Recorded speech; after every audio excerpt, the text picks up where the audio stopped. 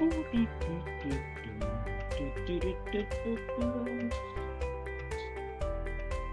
minutes to go.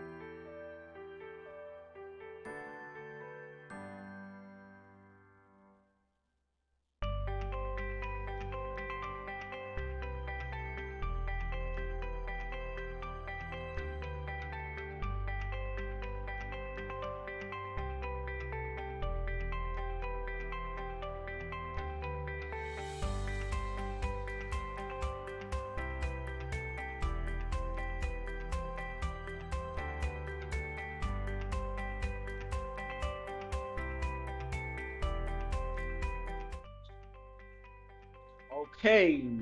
Um, Good evening, good morning, good afternoon, whichever time you're listening to this, whichever time zone you're on.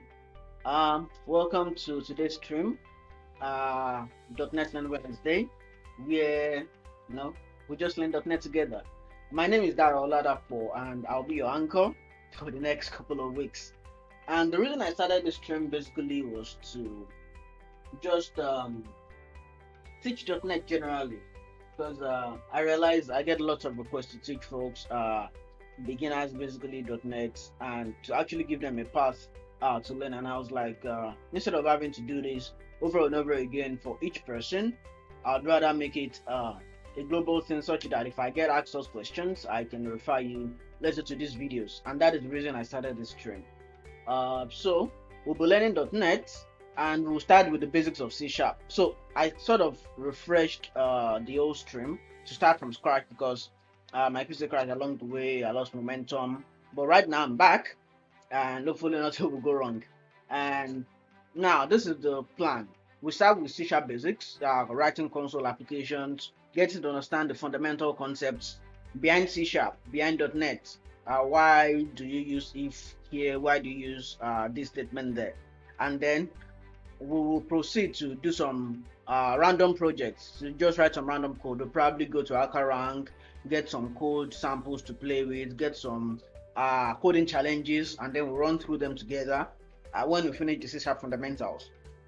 Then after that, I plan to maybe go into Xamarin, where maybe not Xamarin first, maybe ASP.NET Core, where you learn the basic fundamentals of writing APIs and web applications. Then we'll go to Xamarin, and then we proceed from there to probably write Azure functions, write web jobs, static web apps. Anything around .NET is basically what I plan to do on this stream, and this will run every Wednesday, 8 p.m. GMT +1. So please join me every Wednesday. If you miss the stream, no worries, you can always watch the replay on YouTube, but it will take time before the video gets uploaded to YouTube. So I advise you to stay tuned and watch live. So if you have questions, you can go ahead and put it in the chat area. I will see them. So if you're joining, just say "I" so I can know that you're here. I will see the chats because I'm looking at it right here. No, I should note this one. Right.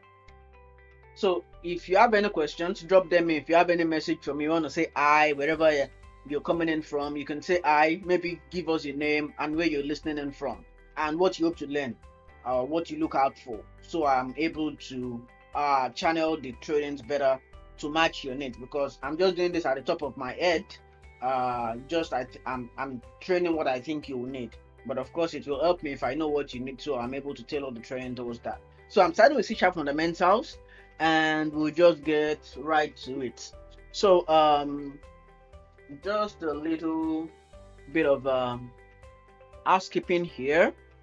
Just a little bit of announcement. If you need to watch my podcast, it's right here, anchor.fm/thisdevlife. And if you're watching this on YouTube, make sure you go ahead and subscribe. Yeah, go ahead and hit that subscribe button so you get notifications when I go live, when I post new videos and stuff. Listen to the podcast, watch me live, and let's get right to business. So I'll go ahead and switch to my other screen here. So I'll just switch the profile on my mouse. So right here I have my Github Repo open. Don't worry, I won't be doing Github PS in just this series. That's for Saturday streams. So if you need to get up and running with this course, you want to follow along and get the code samples, you can go to my Github repository. That is at github.com/dara-oladapo. So let me just see if I can do a little bit of zooming to that. Oh, I cannot. All right. So you go to github.com/dara-oladapo, and you go to the Azure Learn Wednesday repository. Let me see if I can actually get another device to put that in. Well, I'll try to get that in later. I'll probably put it on Twitter or something. So this is where you get all the code, and we are starting with C# basics. So what I've gone ahead to do is actually go ahead and clone this repository, so you can download from here. If you click this button, you will see where you can download this zip folder for opening it in your GitHub desktop, however you want to do it. So, but to save our time, I've gone ahead to download it on this setup because this is a blank machine. Right. So what I will do, the first thing you need to do if you want to write C# is to have what we call the software development kit, otherwise called SDKs. That gives you the ability to go ahead and install the tools and services and libraries you need to actually run .NET. And we'll be using C# as I said earlier on. So to get your tools, the first thing you need to do is download the .NET SDK. And there you go. If you go to dot.net, that's dot.net. Let me just drop that on the chat. That's dot.net. That's to get the .NET SDK. If you need to get the Github repo, so let me just get the link to the Github repo right here for you. Just hang on a little while. So if you go to dot.net, let me actually complete that process. It leads you to the page where you download the SDK for .NET.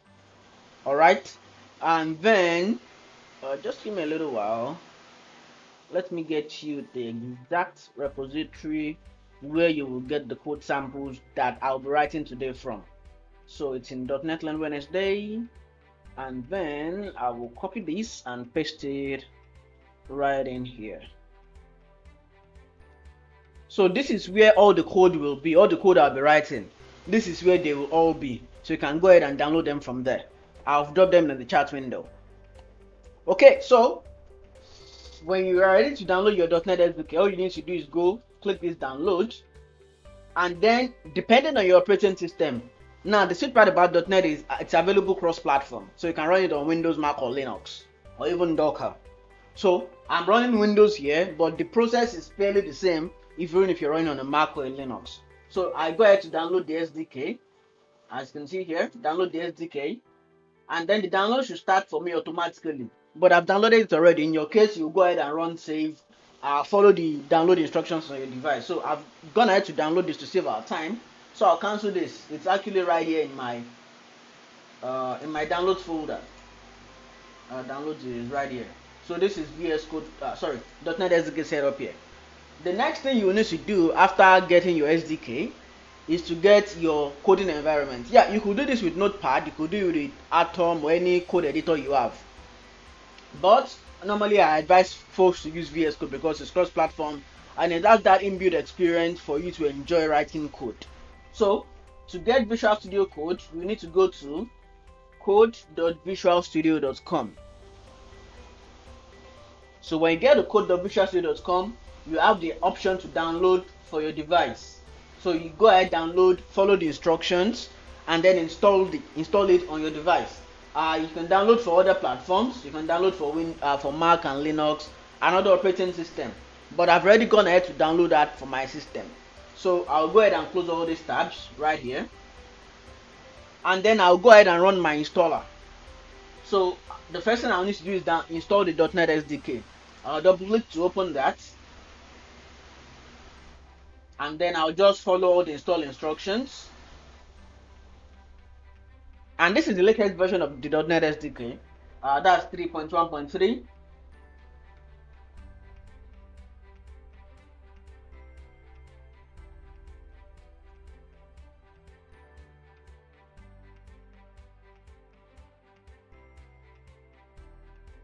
Now my .NET SDK is almost done installing.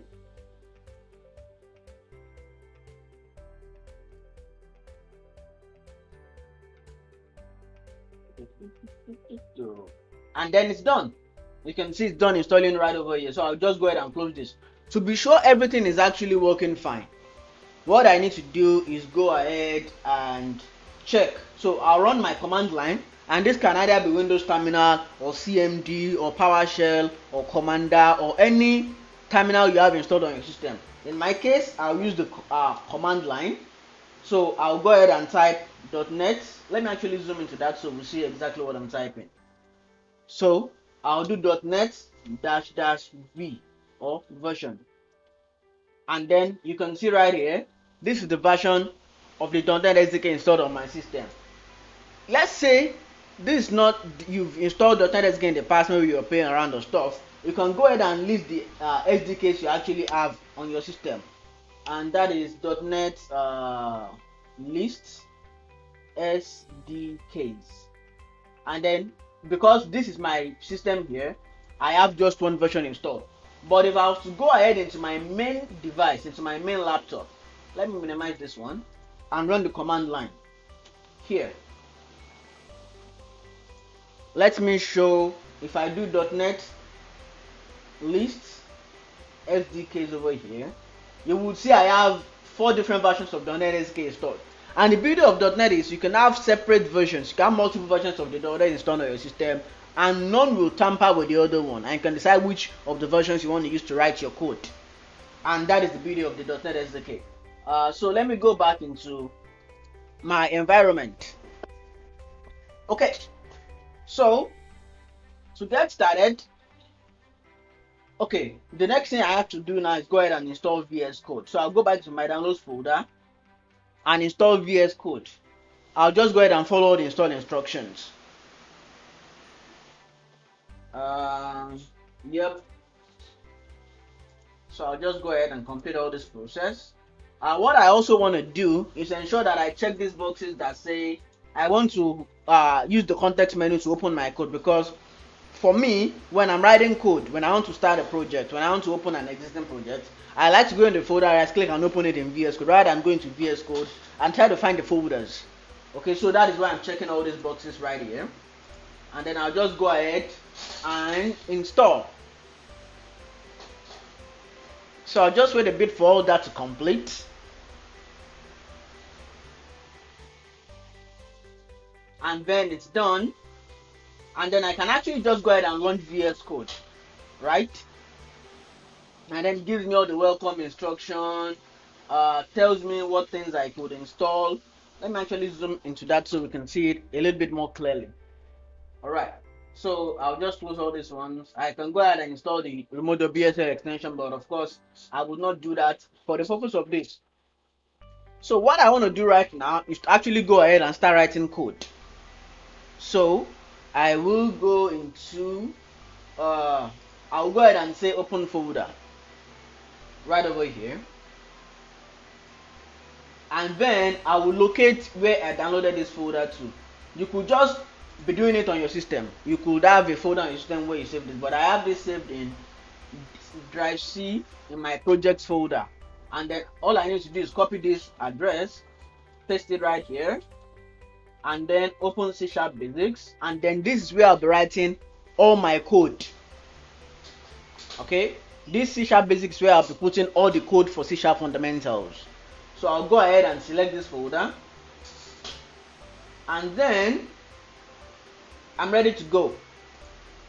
Ignore this info.md that I have here. It's just to give you context to what I was doing. When you go into the repo, you will see that information right there. So to start a .NET project is fairly easy, and the first thing we'll do is do .NET new console. We'll just write a simple console application. So let me show you how that is done. What I'll need to do is VS Code has an integrated terminal where I can go ahead and run commands. So I'll go into terminal view here and select new terminal. I should close this one. Now, depending on your operating system, the view here might be different. If you're on a Mac, it will probably write some tilde and then some other text that contains your user directory where you actually save the folder. I can select my default shell. Say I want to use Windows PowerShell or command prompt or WSL bash or git bash. I can decide which ones I want to use, but I'll just leave it at command prompt. Just default. No, let me leave it at PowerShell. PowerShell is what I'm supposed to be using. Nope, PowerShell. I love PowerShell, that is why. Don't get me wrong. CMD is awesome also. So what I need to do now is just do a simple console application. Remember, I can still do .NET-V here. Sorry, version, not -V. And then I see the version of my SDK installed. So let me just go ahead and clear this screen. The next thing I want to do,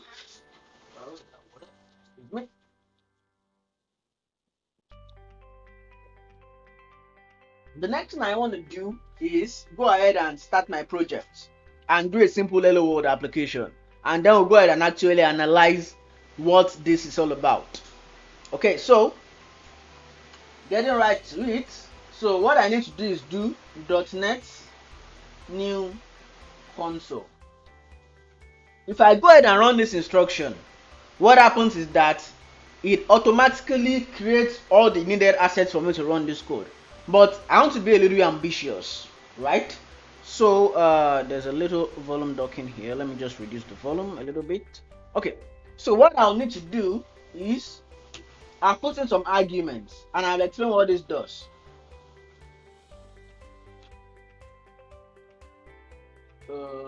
That's not the spelling of lesson.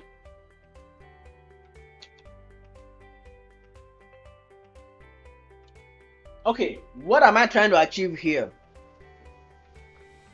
What I'm trying to do is do a new console application. .NET new console is that instruction. Let me actually show us the things we can achieve with .NET new. Let me do .NET new here so I don't mess things up. If I was to do .NET new right here, you can see I can create a console application, and that's what I did. I did .NET new console. The default language is C#, but I can change that if I want to. Okay, so you see there are many families in the family of .NET. You have C#, you have F#, you have VB.NET. You can also create a class library. We'll get into that as we go a little bit more advanced. You can also create a WPF application, WPF class library, user controls, forms application, unit tests, web applications. A whole lot is just inside there for you to do. And you can also install some tools that will extend the possibilities of what you can do with .NET new. Alright, so let us go right back. And so what this does, it creates a new program for us called Hello. You can see it's outputted into a folder called Hello World right here. Alright, so we are ready to get started. What you can now do is go ahead and actually just run this program as is. So what I need to do, I'll go into that directory. So I'll do cd into lesson 1. Alright, and let me actually clear this screen so it's clearer to us. So what I'll do is I will just do .NET run. What .NET run does for us is that it goes ahead to build the project, and execute. We can see here it outputted hello world for us. What the hello world simply means is a string message that is outputting from this this instruction. You can see right here, even VS Code advised us to install an extension. That is C# extension. That is why I actually love using VS Code. Based on the language I'm writing, it gives me suggestions of extensions I can install to make my developer life easier. And I'll just go ahead and install that. I'll advise you also do that on your system. Okay. So that is installing. And this is available either you're using Linux or using Mac. It doesn't really matter. Alright, so I'll just go ahead and go back to my terminal view while that installs. What I'll do next is actually inspect this program. Alright, so what I want to do is explain step by step what these things mean, what all these things mean. First, I will show you the structure of a console application. Ignore this bin and obj folder. We'll explain that. Oh, should I explain out? Okay, let me explain. The bin contains the assets that what actually ran is located somewhere inside here. This hello.exe. This is what ran, and it's inside the bin folder in debug configuration. But let me not worry us about that right now. So let me actually go ahead and collapse this one. What we should be concerned about is these two files. This lesson 1 CS proj and this program.cs file. This CS proj, thank you Olumide. This CS proj, what it does, let me just reply to that just a bit of time.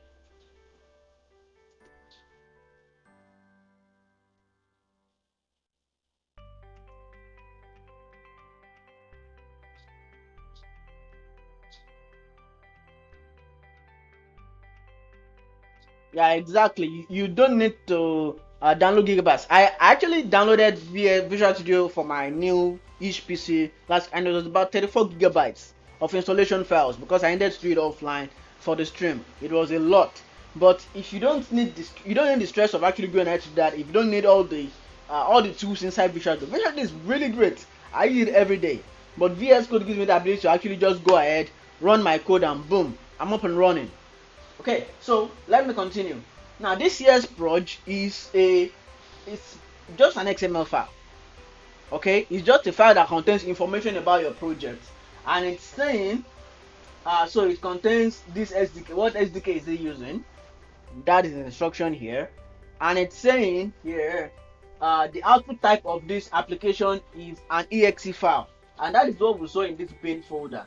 This exe file right here is what we saw here. What it also contains is the target framework. Remember, we downloaded .NET Core SDK 3.1.300, and that is .NET 3.1. Okay, and that is what it's using here. And then the root namespace of our application. I'll tell us a little bit more about namespace when I get into the program.cs file. The root namespace is now the entry point where it's supposed to actually set as the reference call, the original reference call for our application, and then you just go ahead to close that out. You know, when you open, you close. All right, so let's now look into the program.cs file in a little bit of more details. Okay, so here you see this namespace here. Let me actually put them side by side. Open to the side, and let me open program.cs here. So what happens here is this hello world is the namespace. That's the root namespace of our application, and that is what you see here. And that's the default namespace we will go ahead to be using for this particular program. All right.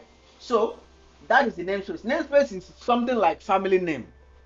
For example, anybody in my household, in the Oladapo family, can just go ahead and call themselves by their first name because they belong to the same family. But if you need to call us from outside, you need to either have a reference to us as Oladapo family, or you call us by our full names. Now, this is the family name, lesson 01 Hello World. And then This class program is something like that. So that is the structure of objects and methods and all that. We'll go ahead and explain that as we go much deeper. This using system, what it means is it is importing a namespace. It is calling a family name. It is referencing a family name of system. Now, system now contains many classes. It contains console, it contains text, it contains IO, contains a whole lot of libraries. So we are importing that whole system family name, and then we can directly call every individual member of that family system. That is what this using namespace does for us. Okay, what happens next here is class program. Remember, we have program.csv and we have program.cs. What a class does for us in a C# program is it gives us the structure and implementation platform for whatever code we are writing. So here we now have static void main. We'll explain void and static when we get to accessors and a little bit deeper, but let us just leave it as it is right now. But what you should be concerned about is this main method. Anything that has parentheses after it and then has some string inside it, has some stuff inside it just like this or not, is a method. And then you can see here it now goes deeper, and then it has some curly braces around it, and then it has console.writeline hello world, and that is the output we actually got when we did .NET run down here. I can go ahead and change this and say hello.NET learn Wednesday. Let me actually go ahead and close this CS project file. .NET learn Wednesday. Okay, let me actually put an exclamation. If I go ahead and save that and run it, you will see that the output will change. The reason why this happened is that this write line is a method. You can see here, console, it's a method, and it takes in string. We'll explain data types in the next section. So it takes in string, and whatever is inside there is what it actually goes ahead to output for us.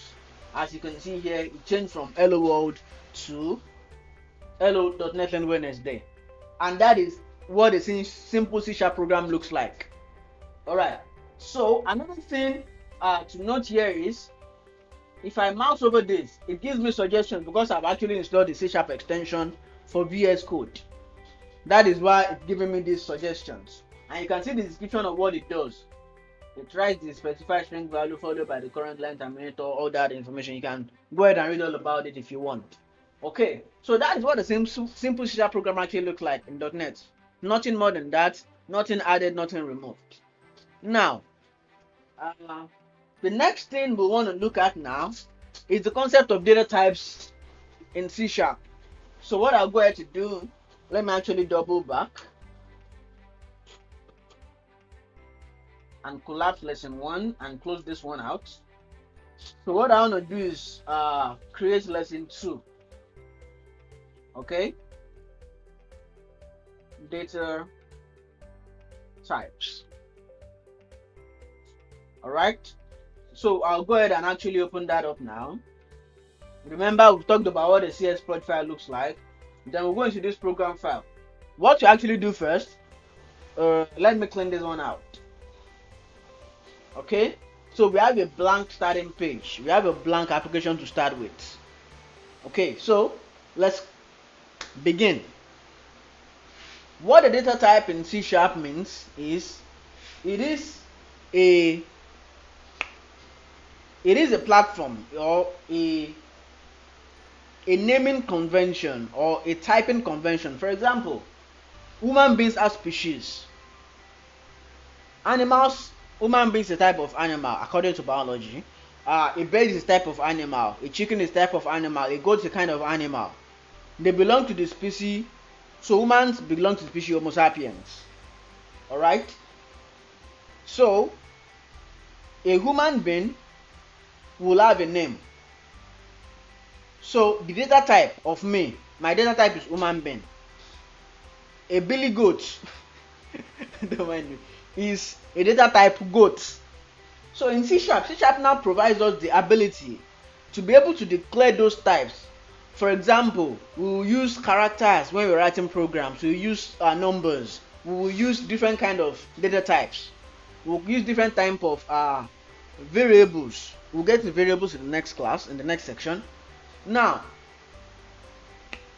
what C# now allows us is to be able to declare variables. Just give me a little bit of time. Let me zoom into this a little bit. I'm kind of reading a reference here. Okay. So, we have various data types in C#. We have ones that represent numbers. We have the ones that represent strings. We have the ones that represent floats. We have some that represent characters, some that represent strings. We also have Boolean that denotes either true or false. There's actually a whole lot more, but these are the major ones you mostly get to use when you're starting out writing code. And that is what I will go ahead and show us right inside here.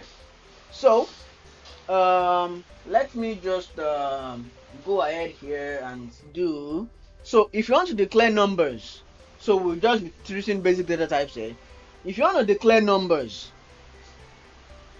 what you go ahead and do is just say int, and that is for numbers without floating points, either positive, non-negative or negative numbers. So you can say int some integer equals 23. All right.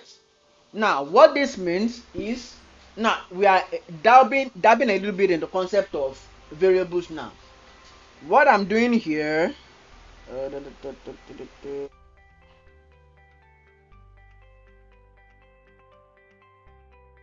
what I'm doing right here is I am creating a data type of integer and a variable called some integer. So I'm creating a variable called some integer, and it has a data type of int, which is a short form actually of system.int32. Okay, and that is how we declare integers, and we assign a value to them. I can actually go ahead and not assign a value. So what I did here is actually go ahead, I declare the variable, and I just give me a little while. I declare the variable and I assign the value to it. So that is called an assignment. Now also, I should just jot on this now. I should just jot a little bit on this. In C#, a semicolon denotes the end of a statement. So this here in C# is a full statement. Alright, this here in C# that I highlighted, there is a full statement that is valid. The compiler will clearly understand that 23 has a name called some integer, and the type of value it is an int. What data type does for us at the back end in the system is that it provides us a location in memory with a size to store that value inside. So when we say int something, int some integer in this case, the system goes ahead to create a memory space for us and stores that value 23 inside it, and it uses some integer to reference that value. So when we call some integer, what happens is that the system goes into the memory location it has and finds one that has a label of some integer and outputs the value inside it for us. Alright, so let's go ahead now and treat some other data types. We also have long, which is a pretty long number.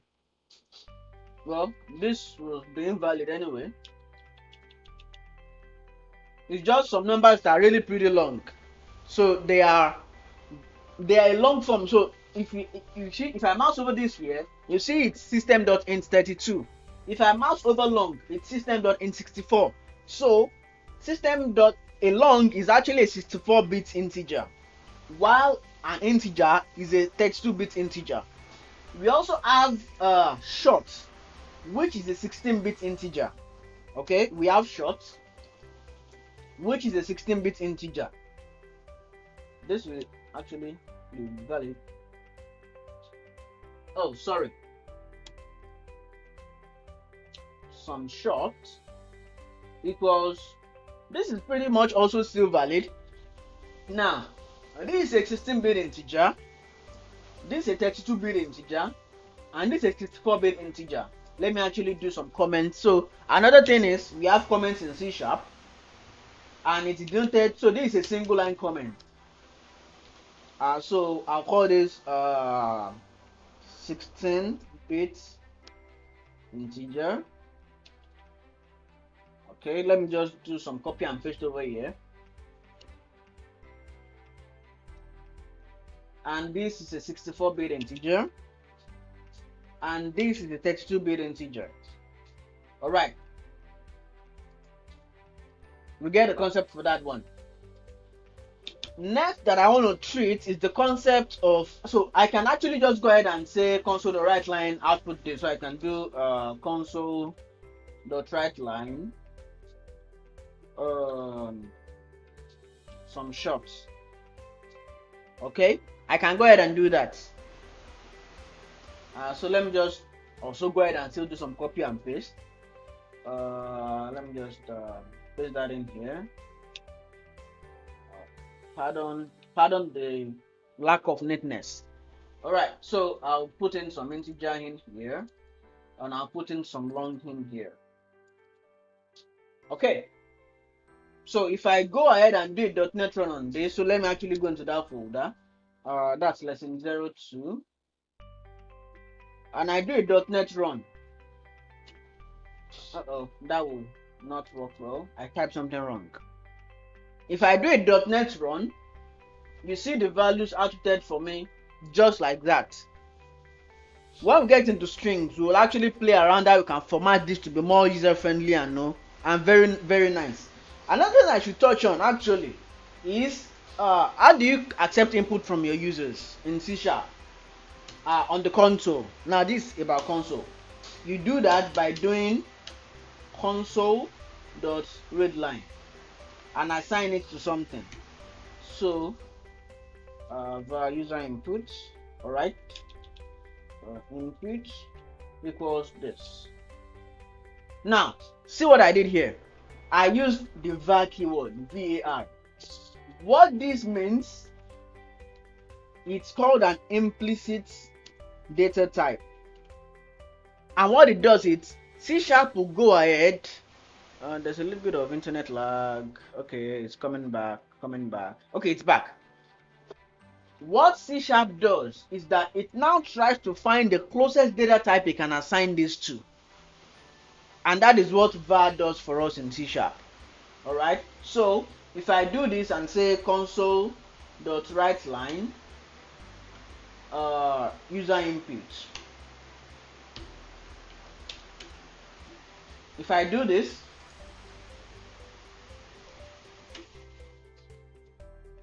it will go ahead and wait for me to actually input something. So I can say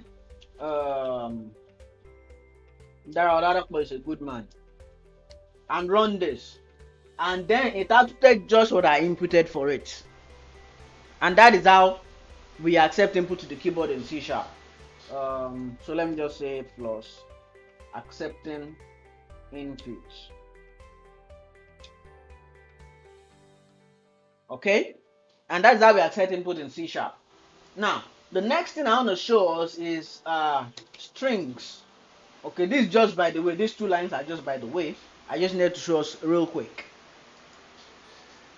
Now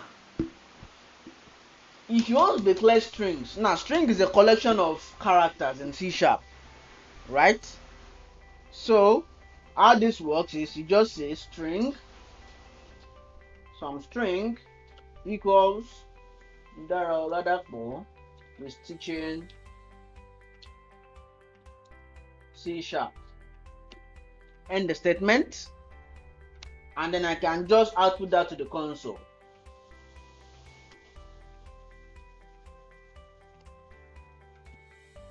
Just like that. So this is talking about strings. Right. There's also, now, string is a collection of characters, as I mentioned earlier, but also C# gives us the ability to actually have variables that have just one character, and that is made possible by the data type called char,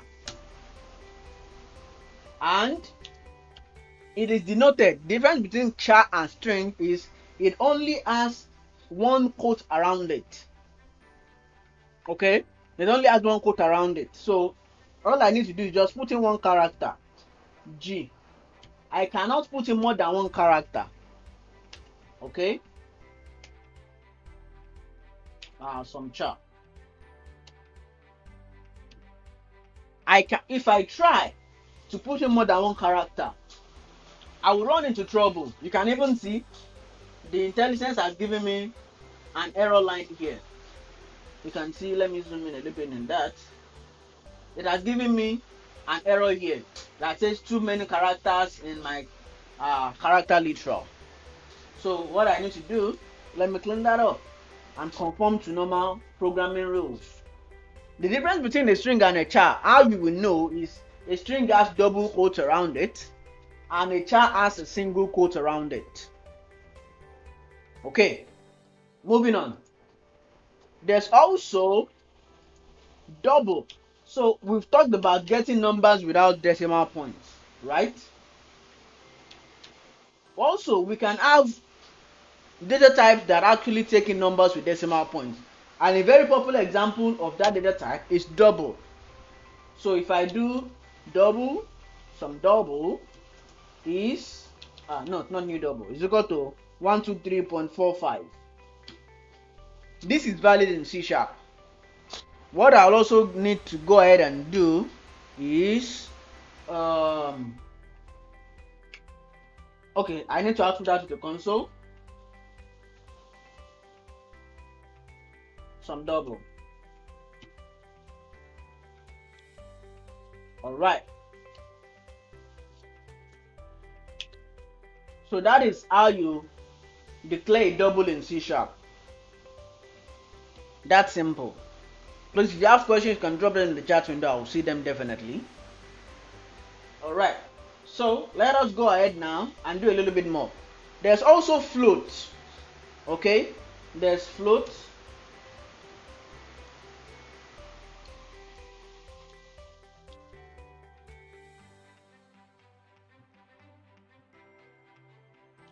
Okay, and I can do a console the right line also for that. Now, the difference between a double and a float, let me just specify that out here. Some float is that you can add special characters at the end. For example, if I want to make this into a money variable, I think, I'm not sure if it's M or D now, I can go ahead and do this. So if I do this, let me do a .NET run for this one now. Okay, let me actually clear the screen first and do a .NET run. Uh-oh, there's a problem. Oh, this is decimal. Sorry. I'm sorry about that. Oh, this is expressing an input. Let me actually comment this. Okay, I don't need to actually comment it out anymore, because I'm almost done with this section. Now, another data type we can use in C# is decimal. But I'll go ahead and skip that one. Okay, let me not skip it. Just say decimal. Some decimal is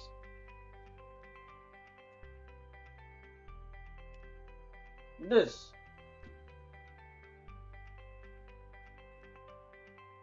Am I in trouble? Nope. Console dot right line some decimal, and that is ready to go. Also, very importantly, no, some bool equals true. Now, boolean in C# is essential when you want to do conditional statements. We'll get into that when we go, I think in the next section.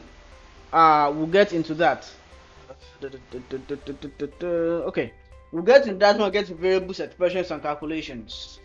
All right, and what this does, it's either true or false. There's no two way. All right, so we can go ahead and say console.writeLine some bool, and this can be false anyway. This can be false also, and this can be true.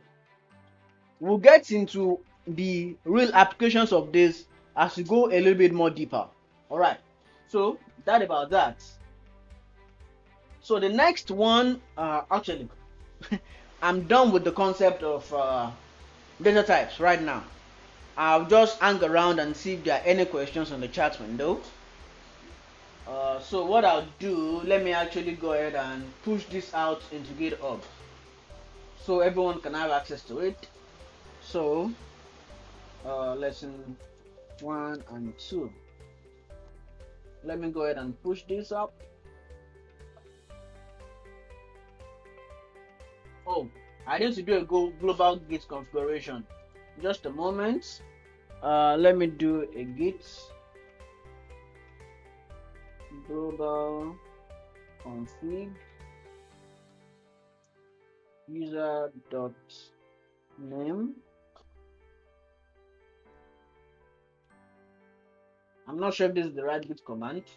I know I got it wrong. Git config. God, I've forgotten the git command for doing configuring user. So let me do a little bit of Google search here. It's been a long time I actually did this. Git config user. Okay, so let me just do a little bit of internet search. Okay, I got it now. I just missed the order. So let me paste that in here. No, I'm not Mona Lisa.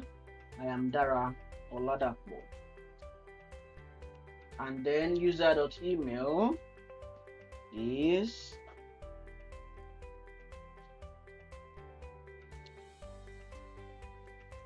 all right. So let me go ahead and push that. I think it will ask me to sign in because I'm not currently signed to GitHub on this machine. Yeah, I need to do that. So let me just go ahead and sign in. My password is this. I need to complete the authentication process. So just give me a bit while I pull out the authentication code from my PC, from my phone here. I have to continue. So I need to complete that process from the browser.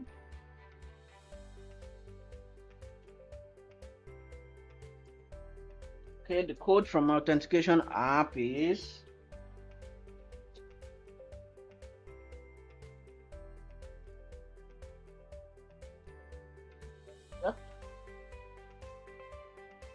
so I'm back in VS Code now. So that code is pushed up and ready for anyone to go ahead and use. Well, not really pushed up, really, it's still pushing.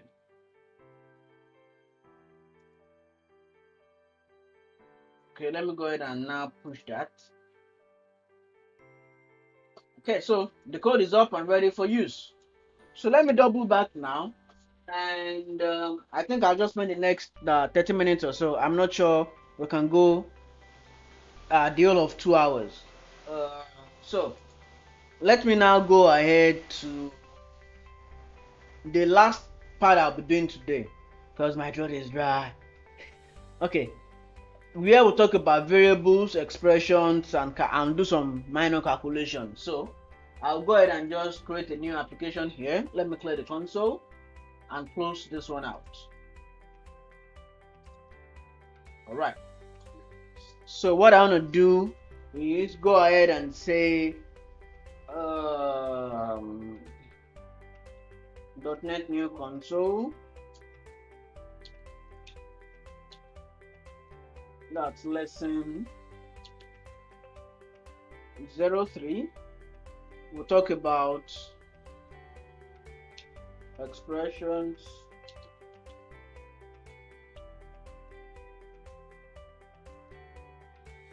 variables. No, we've talked about variables, expressions, and let me just call it expressions and fun.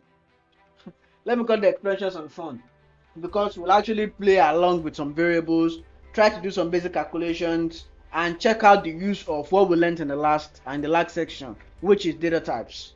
All right, so that has been created for us. Let me actually go into that folder. Right, so I'm right inside the folder here, and what I'll need to go ahead and do now is of course clear this one out. Okay. Hey Sam, thank you for joining us.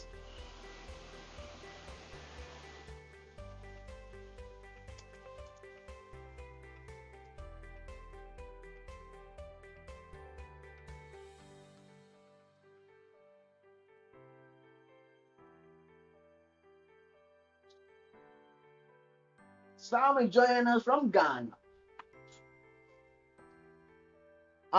We are still learning the fundamentals of C#. Sam is asking, he's joining us from Twitch, so he's asking what I'll be doing. We're still learning how to write C#. So we are on data type. So we've talked about Sam, solve that. We've talked about variables, we've talked about data types, we've talked about hello world and the structure of a C# program. Now we are creating the concept of what's it called now? Expressions, and we'll do some playing around them. Okay. So let's go ahead and check that out. Let me actually drink some water.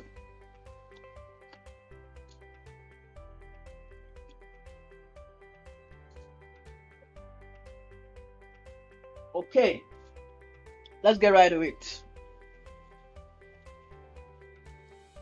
So in the last module, we were able to accept input from the user, right? So we'll use that concept right here. So let's just do simple math, okay?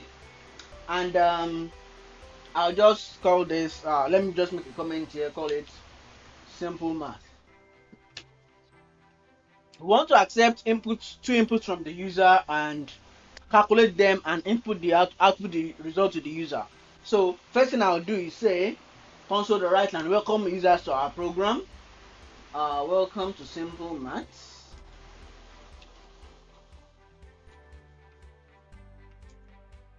Let's get started. Okay. Next thing I want to do is go ahead and accept input from my user. So I want to say, let me actually copy and paste this one. Input the first number you want to add. And then I'll say int first number. Let me make this compute, okay?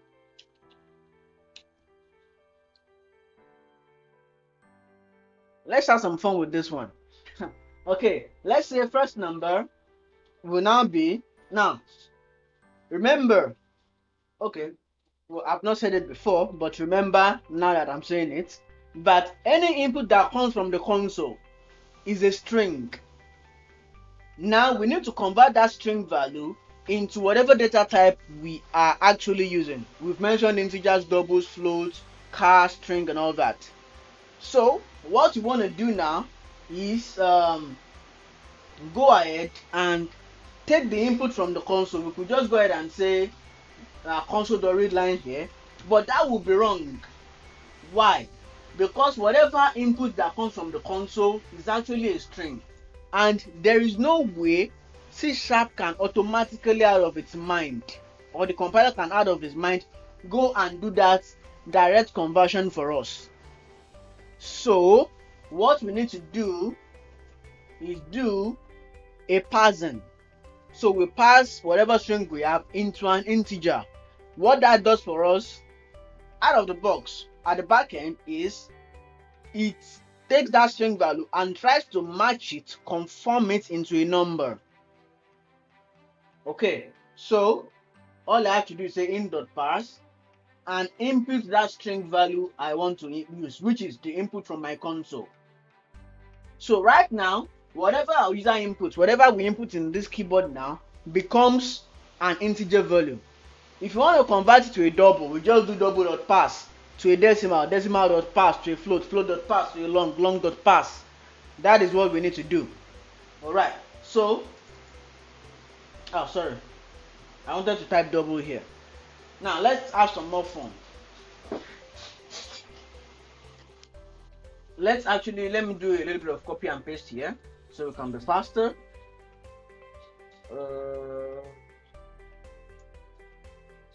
Alright, so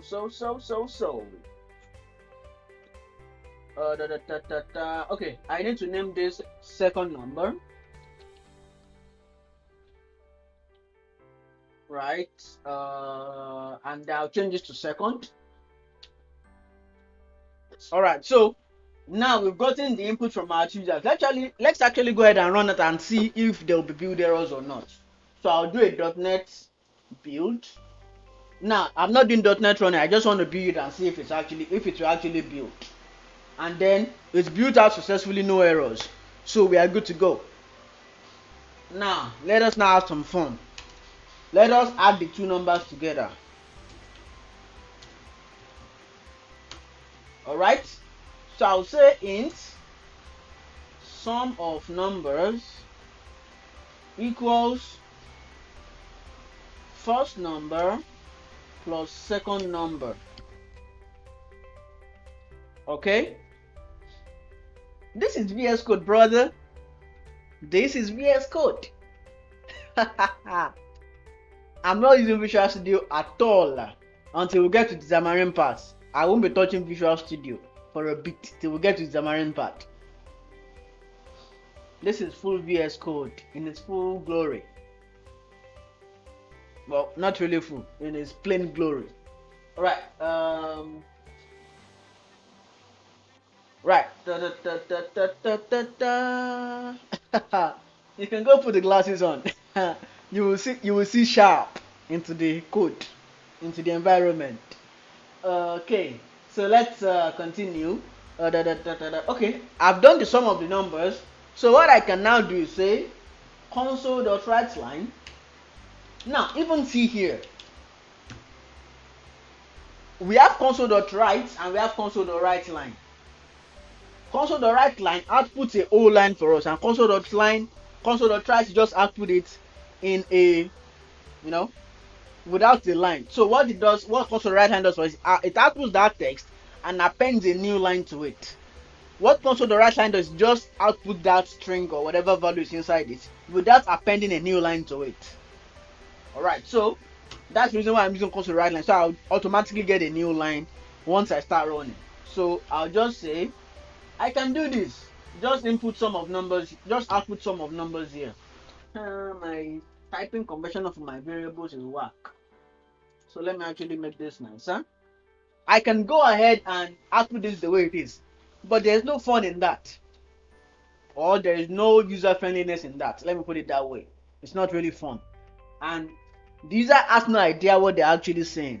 We should be able to tell them what they are supposed to see. So let's go ahead and have some fun.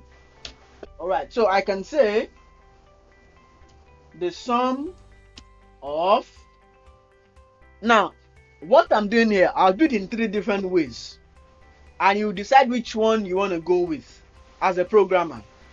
Alright, you decide which one you want to go with. Okay, so is the sum of numbers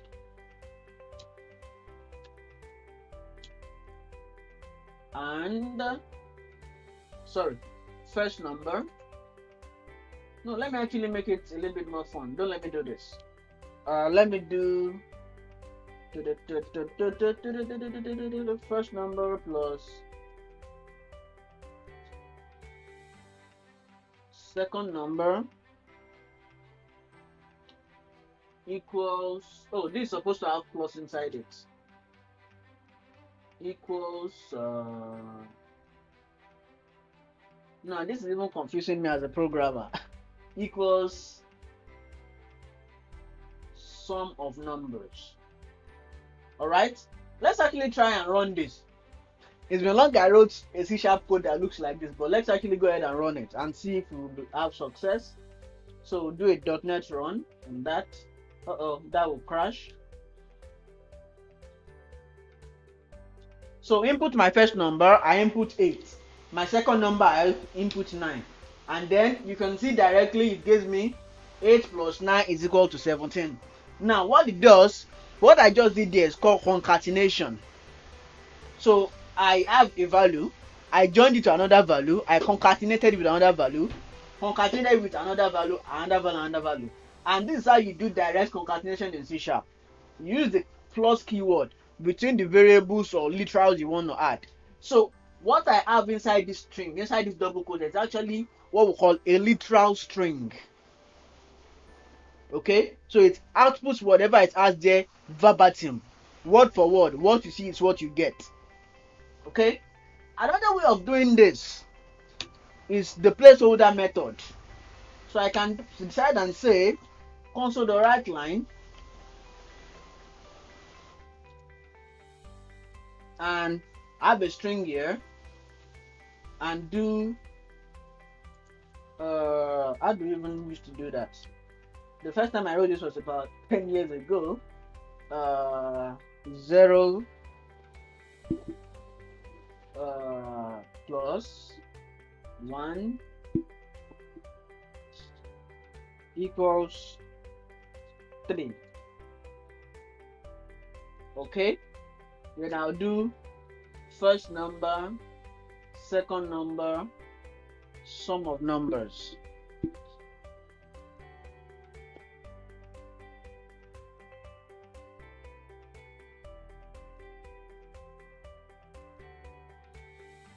Now just a moment.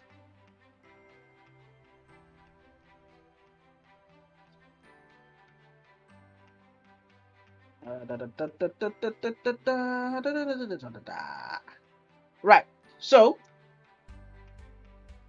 this is another way of doing this. Oh, sorry, this is 2, not 3.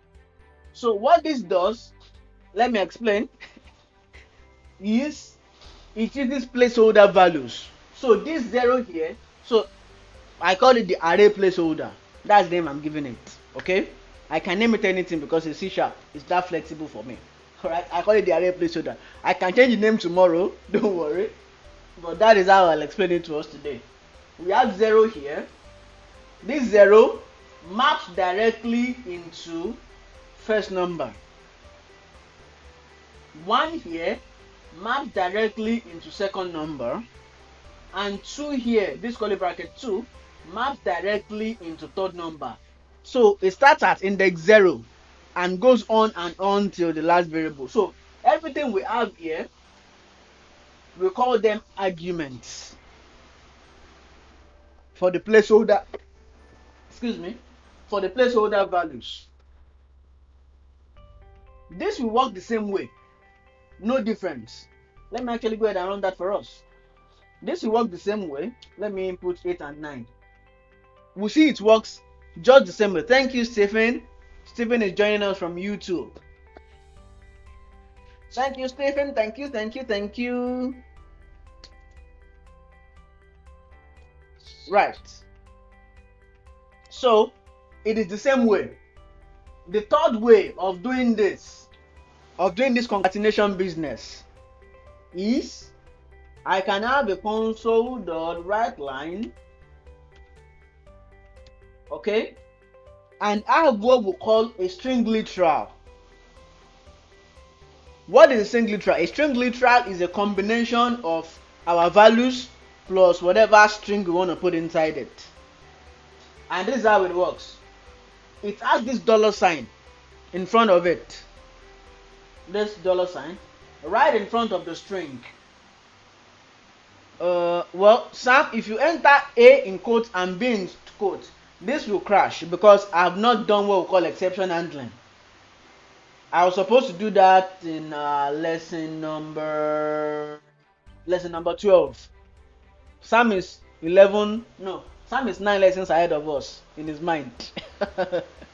So we treat that in exception handling, where you try to safeguard yourself against bad inputs from the user, and that actually makes you a better program, because you never know. Users can input whatever. They can input string where you're expecting numbers. They can input numbers where you're expecting strings. They can input a file where you're expecting a number. I don't want to say users are crazy, but that's just the way to put it. So your users might be out of this world, might be aliens. Just kidding, right there.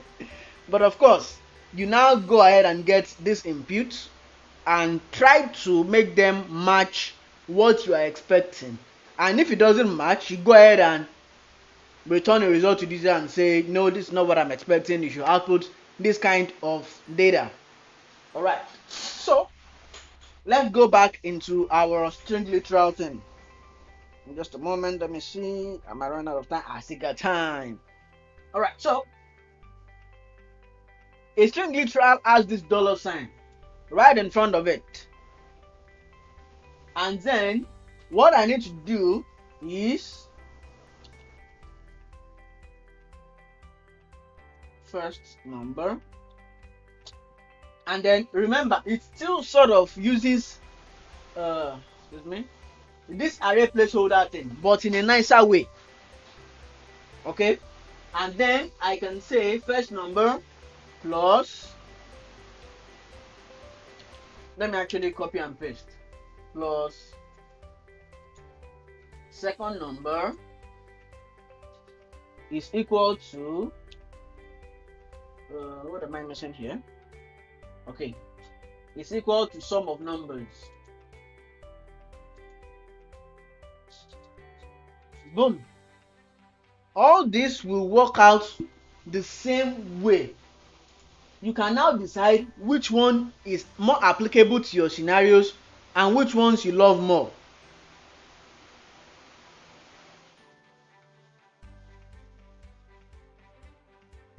You can decide which one is you love more out of all these methods of doing string concatenation. I, for one, this is my yes, aliens. Aliens will use your program now. Don't worry. This is my favorite one. This is my favorite part of string concatenation. This is the one I actually use every time when I'm writing code. I don't even think twice before I start typing it. This is just showing you many ways of skinning the cat. Alright, so this is happening in numbers for, so I'll just go ahead and comment this one out. Alright, and I'll proceed with the rest of the fun we are having. So we've done the addition. Let's do the subtraction. Okay, I can go ahead and say subtract. Right, I can decide to have some fun and say, remember in the last module we treated the concept of boolean, if something is true or false. Right, let us actually use that right here. So I can say where do you even treat conditions? This is sort of lesson 9. Okay, what I'm doing here I will explain in more details when we get to lesson 9. So I can say if if first number is less than second number, I just want to do some fun here. No, this is not even subtract.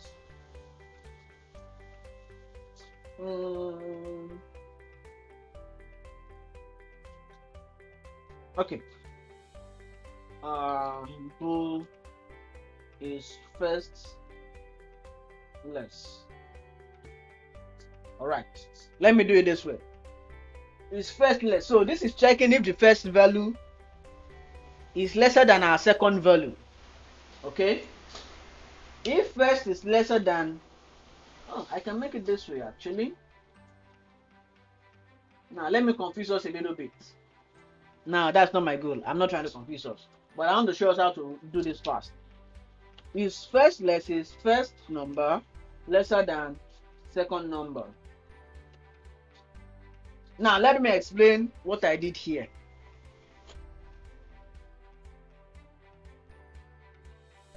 First number lesser than second number is an expression. It's a conditional expression. What it does, it evaluates the relationship between these two values and then decides if it's true or false. If it's true, it outputs true for us. If it's false, it outputs false for us. Okay, so let us actually go ahead and see what that looks like. So I can let me just copy and paste something here.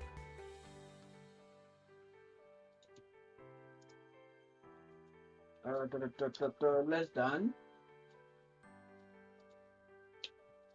I'll make this column. Okay, so what I'm doing here is that I'm saying if first number is lesser than second number, output the value here. Okay, let's go ahead and run that.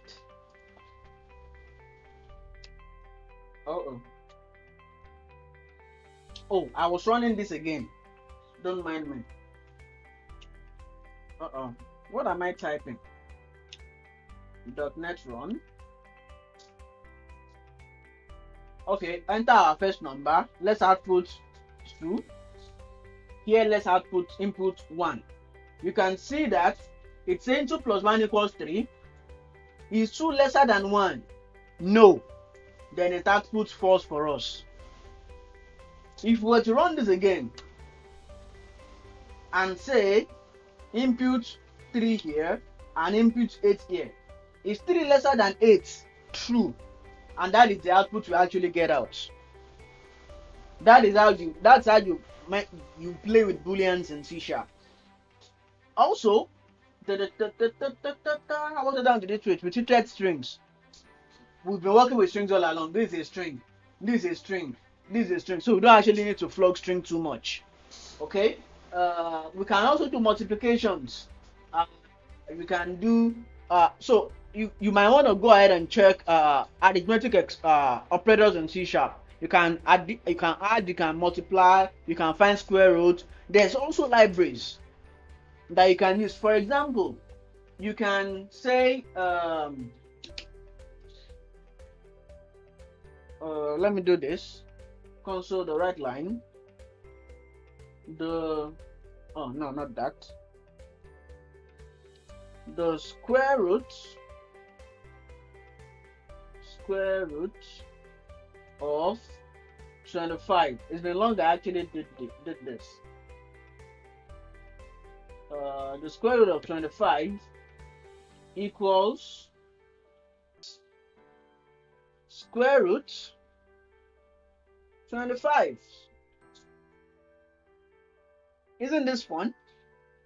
So C# gives me some math libraries that I can actually go right there and just go ahead and use.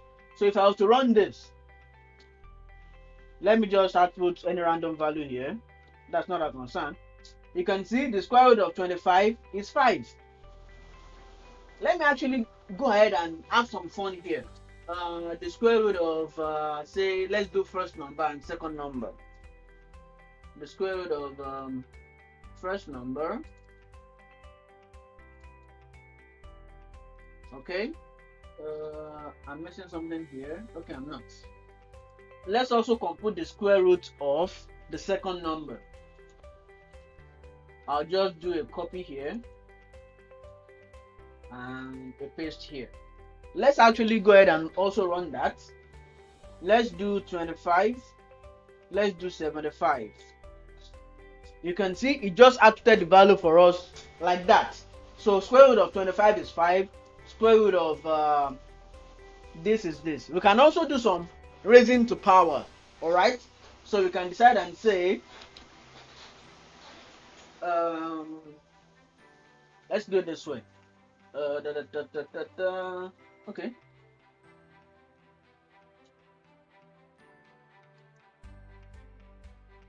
Impute the power. So let's input the power we want to raise some things to. Input the power you want to raise to. Okay, so I'll do this input power to raise. Don't mind whatever name I'm giving these things. That's just how I can quickly come up with the names. Richmond, when the program close prem.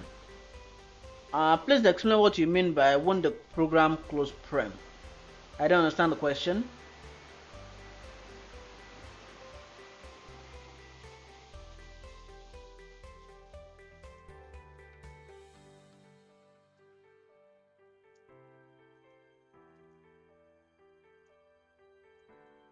Excuse me.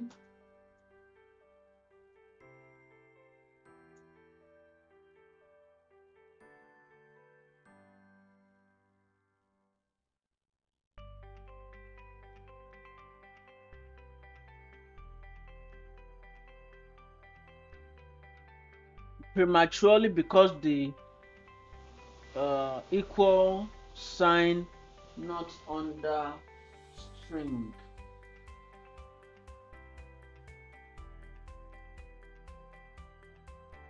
On which line is that?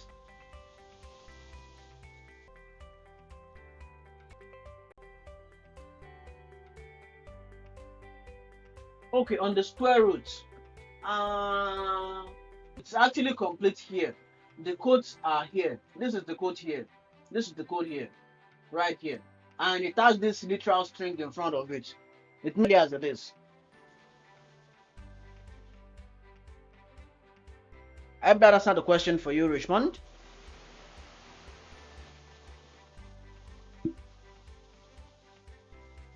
Output this way.